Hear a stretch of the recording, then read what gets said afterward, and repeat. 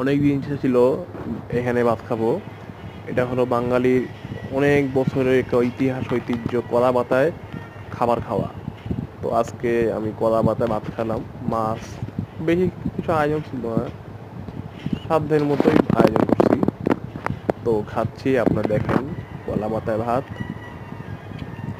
একটু মাছ, একটু ভাজি আছে, কাঁচামরিচ আছে, খাচ্ছি।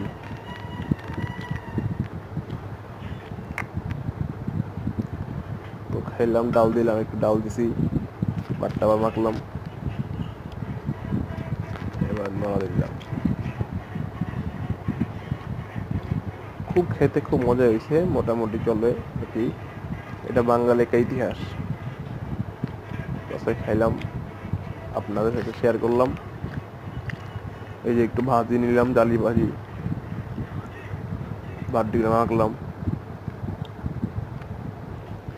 খেতে খুব ভালো হয়েছে, লাগছে, মনে হয়েছে আমি ফিরে গেছি সেই বাঙালি, সেই পুরনো পুরনো দিনের।